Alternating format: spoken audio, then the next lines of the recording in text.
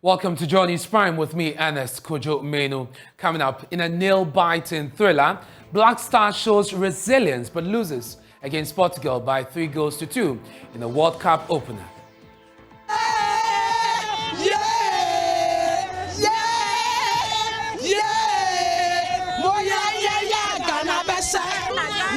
Say 5 minutes. Canabasha 1. 20 minutes time to 1. 81st half. 2-0. Hopes dashed or still optimistic? Will bring your reactions. Also, government announces a raft of revenue measures, including a 2.5% raise in VAT, freeze in employment for civil service and the public service in the 2023 budget. 1. Increased VAT rate by 2.5% to directly support our roads and digitalization agenda. Fast-track the implementation of the Unified Property Rate Platform Program in 2023 and review the e-levy act. We have details as the minority describes the budget as empty and one that will compound the sufferings of the Ghanaian. Those they give to us today, if care is not taken, will result in our economy dying. But let me tell you, this budget is going to be a severe budget that is going to introduce extreme austerity in the year 2023. An Accra High Court orders that son of Aisha 1 and one other accused person be committed to the Nsawan prison as the trial commences. Hello again, my name is Ernest Kojo Manu. Many thanks for choosing us. The Finance Minister, Ken Ofori-Atta, has announced key revenue measures expected to shore up Ghana's struggling economy. Presenting the 2023 budget to Parliament, the embattled minister touted the budget as one that will put the country on a path of economic prosperity. Despite that, the minority insists that this budget will compound the woes of Ghanaians. Parliamentary Affairs correspondent Kweku Asante has more in this report. The days leading up to this presentation were tense. This was on the back of 98 NPP MPs threatening to boycott the presentation if it was made by embattled Ken Ofori-Atta. With that out of the way and the censure motion hanging, Ken Ofori-Atta delivered what many have described as the most consequential budget in the nation's recent history. He announced an increase in the VAT rate and a review of the controversial e-levy. 1. Increased VAT rate by 2.5%. Directly support our roads and digitalization agenda.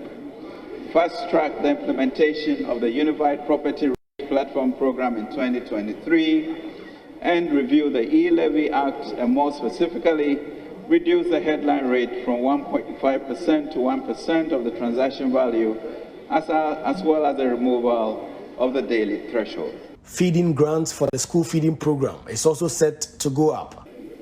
In 2023, the feeding grant will be increased to reflect the current cost of living. The big elephant in the room has been debt restructuring. The minister provided an update. We will implement a debt exchange program to address the challenges identified in the portfolio in collaboration with all relevant stakeholders, including the Ghanaian public, investor community, bilateral countries, and development partners, and foreign bond investors. Ken Ofori-Atta also announced further spending cuts, including a freeze in public sector employment. All MDAs, MMDAs, and SOEs are directed to reduce fuel allocations to political appointees and heads of MDAs, MMDAs, and SOEs by 50%. A ban, Mr. Speaker, on the use of V8s or V6s or its equivalent except for cross-country travel. Reduction of expenditure on appointments, including salary freezes, together with suspension of certain allowances like housing, utilities, and clothing. A hiring freeze for civil and public servants. No new government agency shall be established in 2023. Government cares deeply about our people and is very concerned about the current plight and the future of our country. The minority were not enthused about the presentation. So, Mr. Speaker, this budget is a campaign budget. A campaign because he has announced debt restructuring in the name of a debt exchange program. Ranking member on the Finance Committee, Dr. Kisela Tuforsin, claimed this budget will worsen the plight of Ghanaians. The dose they gave to us today, if care is not taken, will result in our economy dying. But let me tell you, this budget is going to be a severe budget that is going to introduce extreme austerity in the year 2023. I can only urge people of Ghana that brace up for maximum hardship, worse than what we've gone through in 1979 and 1983. That is going to happen because the budget as read today is nothing but an intensive and severe, and I repeat the word severe, hardship that they have introduced. 2023 budget was uncharacteristic in many ways. It did not come with the usual cheers and GS that MPs will be doing on the floor of Parliament. Indeed, when the Finance Minister, Ken Ofori-Atta, finished speaking, the usual way of the majority MPs standing up to cheer him and praise him did not come. This may be due to the fact that 98 NPP MPs did not want the minister to present the budget until a late meeting with the Council of Elders changed that decision. But the minority have now signaled their intention to frustrate the passage of some of the key revenue measures that Finance Minister Ken Ofori-Atta announced. It is left to be seen now that the various strands of the budget have now been referred to the committees of Parliament, Finance Committee and other such standing and select committees. In the coming days, MPs will be debating the policies that the minister has outlined in the 2023 budget. For Joy News, Kweku Asante, Parliament House. Now, spare part dealers in Abossey-Okai are unhappy over government's plan to increase the VAT rate by 2.5% for the 2023 fiscal year. Currently, they pay a 4% VAT flat rate on imports. They believe that any increment in the rate will adversely affect their market and further weaken the trade. They're calling on government to reconsider the decision. Michael Ashali has more from Abossey-Okai. I have one lady here who's one of the avid members of the Spare Parts Dealers Association. She's also here in Abossey-Okai. Brenda, your full name though? Brenda Adolfo. Okay, Brenda, so you've heard partly what the minister was able to say. One of the few people that are interested, first of all, in what the minister had to say. I mean, first of all, what was your initial assessment of what the finance minister said? Okay, so basically what is in there that is most important to us traders is the tax elements, the increments in the VAT. I think it's very insensitive to increase VAT at this time. So already this is the issue we are battling with. Bottom line, you are looking at over 1,000 cedis for one piece of battery to get to your shop. And your markup hasn't even come, to talk of the VAT elements. At the end of the day, how do you expect the everyday user to buy 115 plates of battery? I think it is very, very insensitive. The things are that tough to come in overburdening us with more taxes. And that e-levy thing, the reduction, they should just scrap the whole thing off. I have Eric, he's the PRO of the Spare Parts Dealers Association right here in Abossey-Okai. Eric, so you didn't want to hear it, but it's been announced 2.5% more on your VAT at the port and in the business that are going to be doing. How do you react to that? I think it is an unfortunate situation. We were having some information that something of that sort will happen. It's quite unfortunate because we sent a strong signal to the government that we are not in position to receive this. But as it stands, it has come, and then what else will you do? It's only adding up to the economic hardship of the Ghanaian citizenry.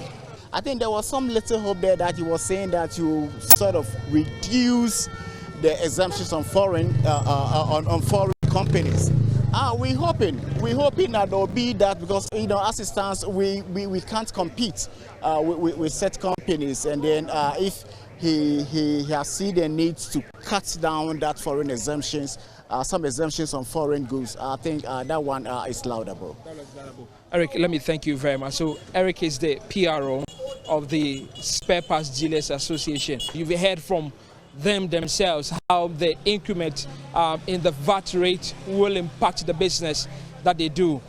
They are opposed to it and would wish that government will reconsider its decision for the 2023 fiscal year.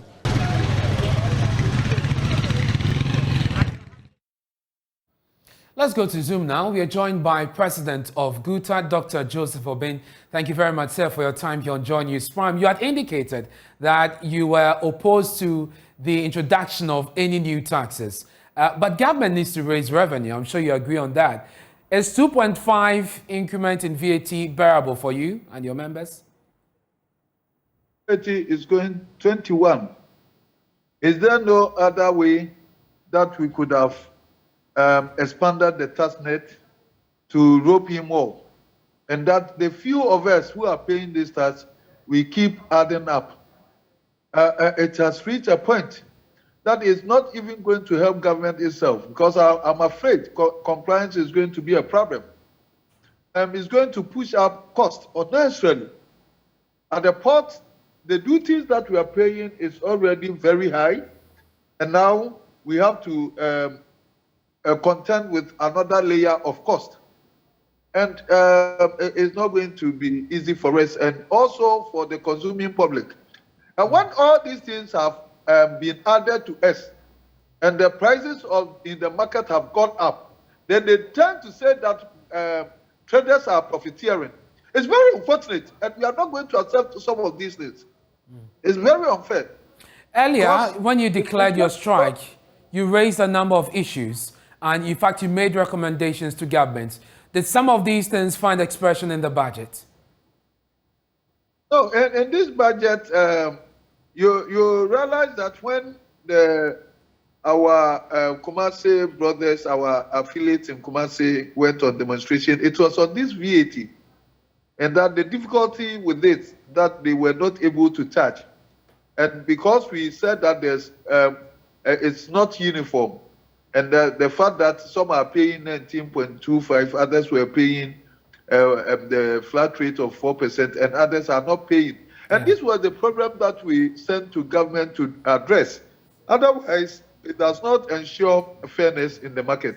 These things have not been addressed, and then they found it needful to increase the VAT again. Is this fair to us? Then it's going to pose a lot of challenge to us.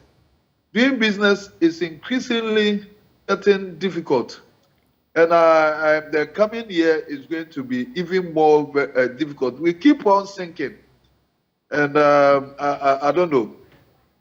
And just finally, I'm not happy about this. I'm not happy about it. You're not happy about this. You gave government the opportunity to address some of these issues, which informed the strike action, and your position was that you are waiting to see what government will do substantially. What can we expect from GUTA in the coming days, seeing that you're not happy with the measures announced? No, what can we do? If Parliament adopt it, then what else can we do than to take it as a sacrifice, our sacrifice for the national cause, and that we pass on the cost proportionately to the consuming public, because we cannot lose our capital. So we just pass it on. Right, Mr. Obeng. If it becomes unbearable, Thank you very much. Thank you for your time. That's President of GUTA, Dr. Joseph Obeng there. We know government says it will continue to improve its social intervention programs, including the Livelihood Empowerment Against Poverty program, that's LEAP. Beneficiaries will now receive 95.19 bi-monthly, and that's up from the current 47.15. Mr. Speaker, the Livelihood Empowerment Against Poverty program, LEAP, has since its inception in 2008 supported extremely poor and vulnerable households, increasing beneficiary coverage from 144,000 in 2015 to 344,000 households, comprising 1.8 million individuals as of September 2022. Government is committed to expanding coverage to all 2.5 million extreme poor individuals as estimated by the Ghana Living Standard Survey by 2024, while improving efficiency through digitalization and assessments. The government will, in 2023, increase the value of the LEAP grant from the average of 41.75 Ghana cedis per household to about 95.19 cedis bi-monthly. Mr. Speaker, the Ghana School Feeding Program, which provides one hot nutritious meal each year for 3.4 million beneficiary pupils in public basic schools as of December 2021, will be sustained and increased by. Mr. Speaker, in 2023, the feeding grant will be increased to reflect the current cost of living. The program will also strengthen domestic production by sourcing locally produced food from the National Buffer Stock Company. Capitation grant. Mr. Speaker, government abolished the charging and payments of all forms of fees, levies in all public basic schools and replaced them with a capitation grant in 2005. This has contributed to steady increases in enrollment over the years.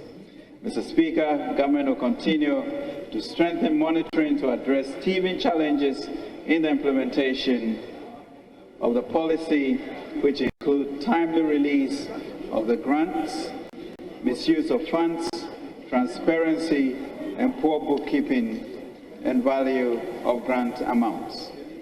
And still on the 2023 budget, the Association of Electrical Dealers at the Opera Square in the Central Business District of Accra have also been reacting to the content of the budget as presented today. The leadership of the concerned union say they are not happy with the increase in VAT, insisting it will make life unbearable for the already ailing businesses. Listen to the chairman and the financial secretaries of the union speaking to my colleague MF Apau.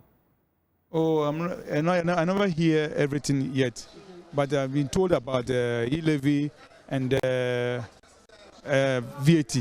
So the VAT is going to about 2.5%. So it's going to about 6.5%. It's too high because of the dollar rate.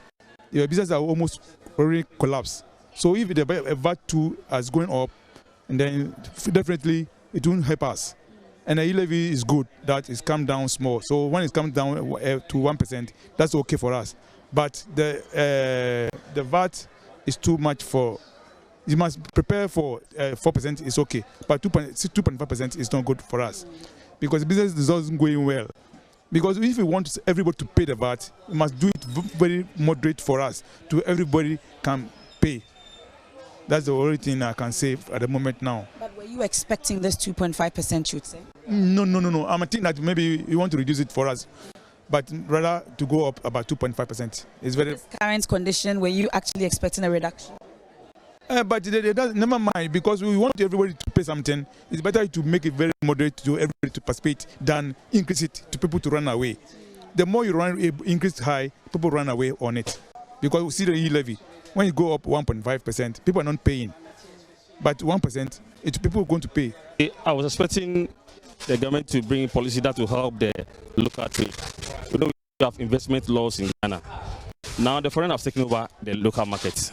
We've had several agreements with the government, you lock yourself, so many things have happened. The dollar is going up, and most of these foreigners are those who import more than the Ghanaians. So the dollar that is going up is basically because of the foreigners who are importing more and send the money back to their countries. Now, you made mention of the DBG, helping local industries to produce more. What about traders? I didn't hear anything about traders. All he said was the DBG going to help the local industries to start production. Those who are already going to do the expansion. What about traders? We punish so much to the economy. Look at the money we pay at the port, duties and other taxes. I didn't hear much about helping the traders to also expand. And then also made mention of the VAT. Now we are paying flat of about 4%. It's bringing 2.5 in addition to that. Already we are complaining about the VAT. We are adding extra to the percentage. How are you going to do that? One, you're going to make the things very expensive. Dollar is high.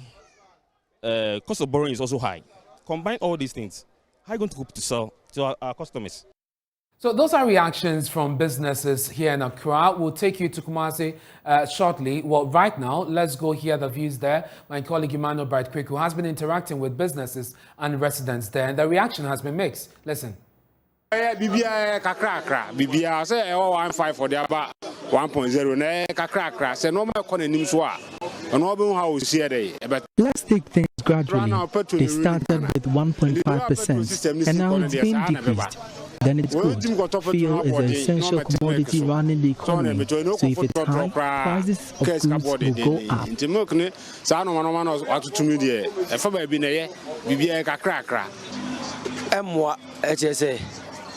Say crying any that say no ma from kakra but now say no ma say cost you. The statement won't help. We are hoping things will be subsidized. Every item on the market now is expensive. If the VAT is introduced, it won't help. Now, per student, baby cry the G20, baby the G18. We have no we pay FMA. That's a stay 70 to no mama can want. Yes, dollars in baby, I could be way. Then come from near Hunsun Toy. This idea, maybe I can't on your crowd confusion baby moon. Target for Dr. Kwame Nkrumah. Now this you are doing kesiye pa or buy region biano you see shelves are yes store in Miane. Dr. Kwame Nkrumah established a lot of preservation factories for the country. So if the government wants to build more factories to produce locally, then we will be able to harvest more and feed ourselves.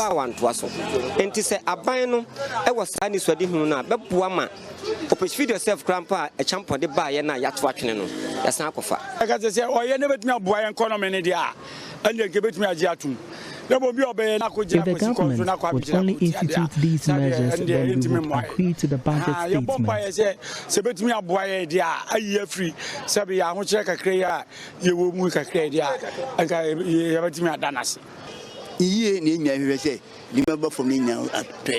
We hope everything gets back to normal.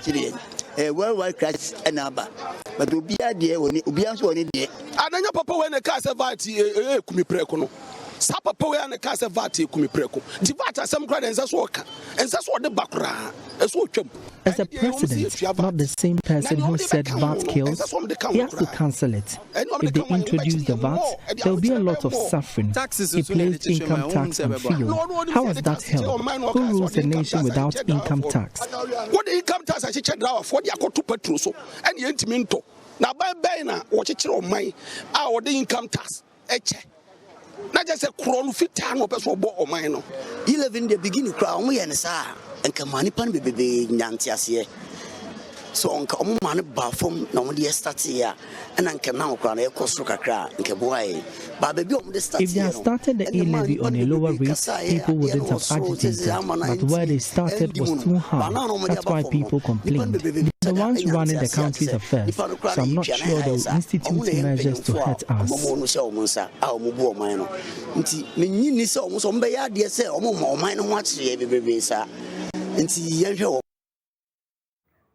Still on the 2023 budget, there will be no hiring in the civil and public sectors from January next year. The move by the government is part of a raft of measures presented by the Finance Minister, Ken Ofori-Atta, in an austere budget presentation to Parliament. Joining us via Zoom on this for more is the Deputy General Secretary of the TUC, Joshua Ansah. Mr. Ansah, I'm grateful that you could join us. Your first reaction to this move by government, the freeze on employment?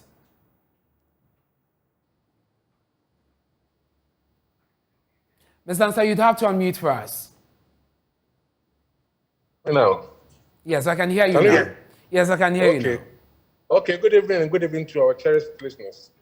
I'm really disappointed about this statement. I'm very, very disappointed about the freeze of employment in the civil service and the public service in 2023, because this is something that the TUC has actually spoken about it all this while. When the IMF team came to this country, we had the opportunity to meet with them. And one of the issues we raised with them is about the freeze of employment. That always becomes their conditionality anytime we assess their program. So we were assured that that was not going to happen. So I'm shocked to hear that that has actually happened today.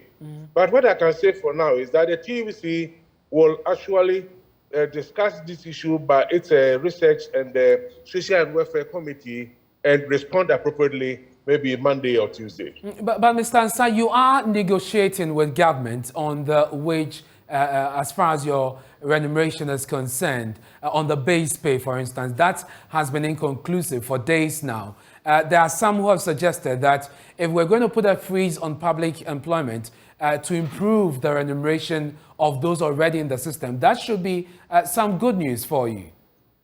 No, please. I don't accept that. Freezing unemployment can never improve the incomes of those who are already in employment. It is never done anyway. Because already the salaries or the remunerations paid to workers in this country is very indecent. It is the lowest. If you check our peers in the various countries surrounding us, our salary is very indecent, especially those on the single span pay structure.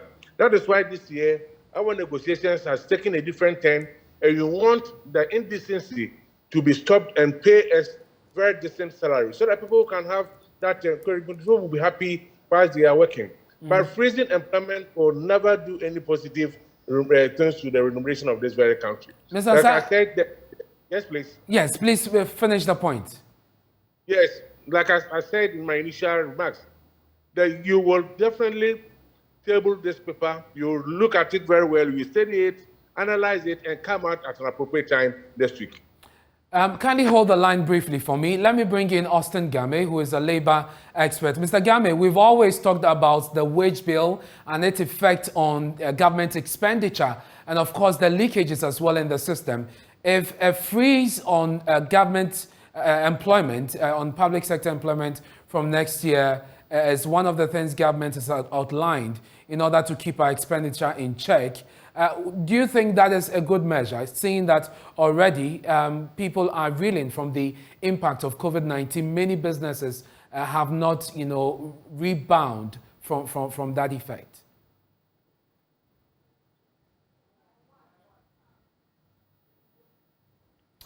Hello, Mr. Game, can you hear me?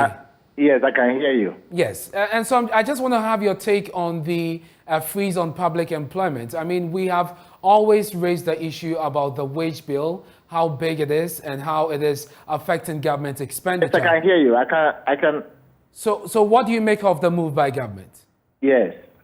Well, the question of severing working relationship with working people, if the numbers is outgrowing the business, has always been part and parcel of labor relations. So it's not a new thing per se. It is the magnitude that matters. In this case, it's because we are ensuring that we contain our costs. That is perhaps what is accounting for this massive aspect of it. It's been said that no employment at all. Clearly, what it means is that it's a very hard measure that will have to be taken to contain costs. I think that's principally what it is.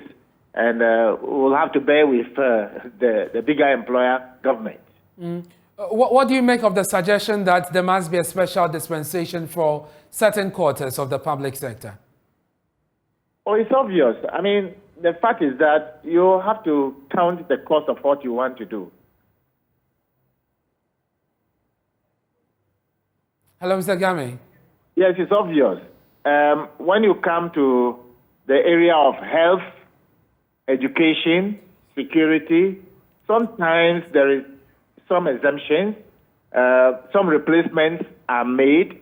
Maybe a large number of people may not be taken on board again, except that people who are going on retirement, people who either are dead or have retired voluntarily or have left the system for other areas will be replaced. But employing new people because of expansion may be difficult. But if we build, government is about building a lot of hospitals, a lot of schools. Are we going to say we will not populate it? We will. As a people, as a government, they will have to employ to fill those vacuums. So it's not going to be maybe total. It may be gradual, and some of them you cannot do otherwise than to employ for. Very well. Let's see how this pans out. I'm grateful for your time. That's Austin Game, Labour expert. Let's get the very last thought of Mr. Ansah, who is the General Secretary of the TUC. In the last 7 days, your negotiations with government on the base pay has ended in a stalemate. What can we expect in the coming days now that the budget has been read? Yeah, we expect that the government will now come clean now that you have read their budget and they know how much they are.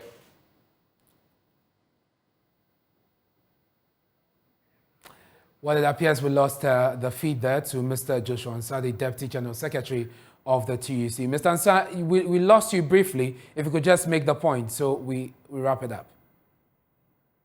What I'm saying is that we expect that government will now come clean with the request that you have made for the salary increase on the base pay, so that together we can all develop this country. And I don't know, I didn't hear anything about the remuneration in the budget. Maybe it will come in the subsequent documents or something of that sort. But I believe that government will now come clean for us to actually agree on the request that is made for the salary increase for base pay for Ghanaian workers. That's the Deputy General Secretary of the TUC, Joshua Ansah, speaking to us on the budget presentation. You're watching Joy News Prime with me.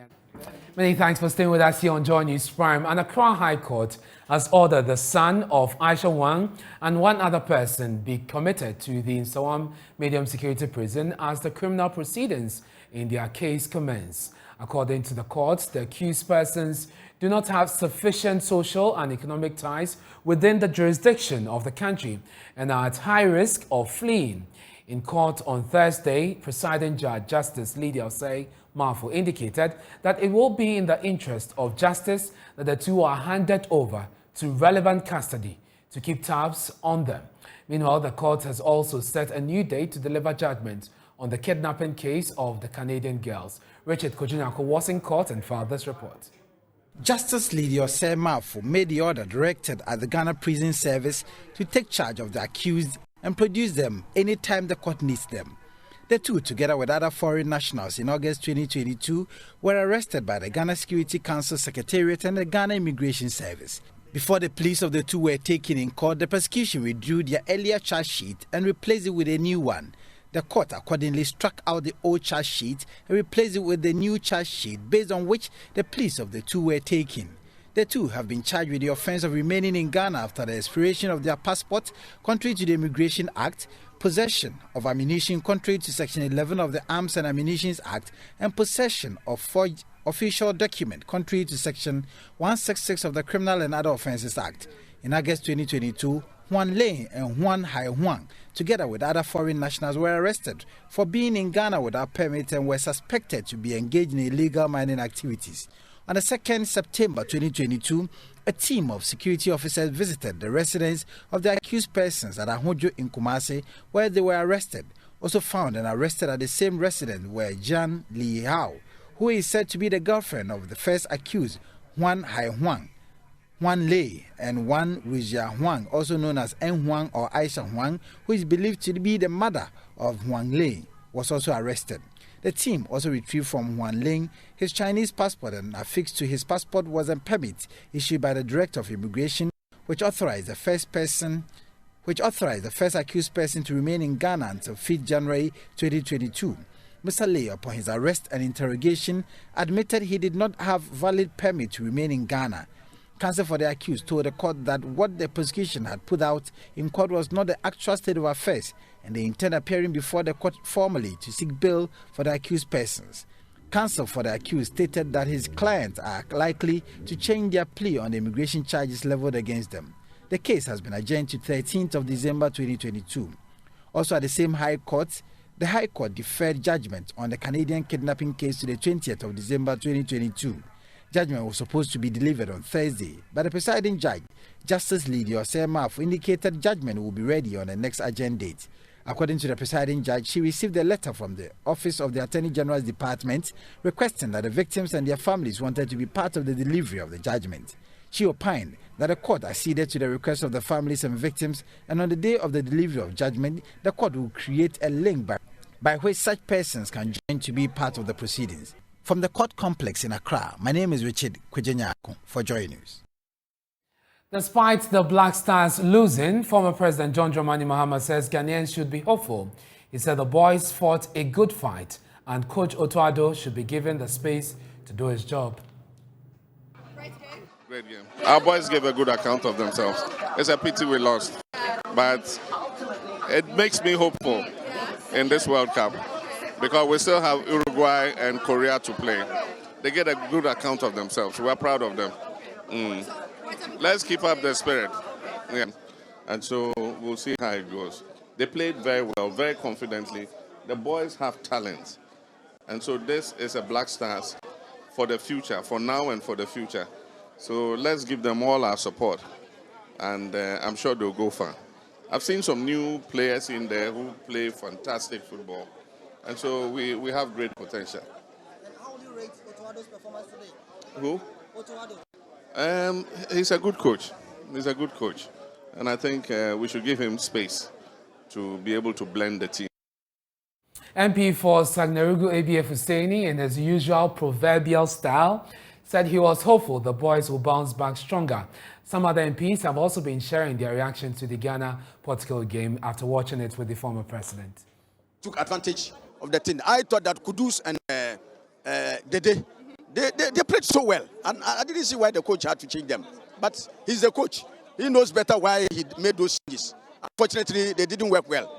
So we have lost this one, but we have 2 more matches to go. I want to believe that the way the boys are playing, if they can play up in the next games, we should be able to pull something. I am not underestimating anything. The Koreans and the Uruguayans are very good. No argument about that. You are a man of many proverbs. On that note, you know that when the house has not completely fallen, the roof will still be standing. So we are still standing. The roof is still standing, and I'm hoping that we'll be able to rescue the chestnut from the blazing fire. And he killed this one. But we can now hear from the fans who also went there at the former president's house, the office, to watch the game. You know, Della came to bury us. She came for a funeral. No, Black is for funeral. No, like, she's the reason they scored that. No. This is for the black star in our flag. Where is the star? Where is the star in the black? Come on. No. She came for a funeral. Della came for a funeral. Personally, I think we did so well. The lesson I'm going home with today is that your opponents may look so big in the eyes of the world, but if you put up a good fight, you may not win, but you earn respect. I mean, technically, the boys did so well. In the second half, you realize the ball they played. That was a swift and very nice ball they played over there. They withdrew and made sure that the Portuguese came, and then they attacked. Unfortunately, the penalty was not supposed to be a penalty. But then, of course, the referee refused to use the VAR, which didn't go in our favor. But then we responded quickly. Well, kudos to the Black Stars. The VAR was definitely missing, but we are keeping our fingers crossed for the next few matches. Up next is Showbiz. That's our show for tonight. We have more stories on myjoyonline.com, more on the budget there, but Beverly has a lot more coming up in Prime Business. Just stay.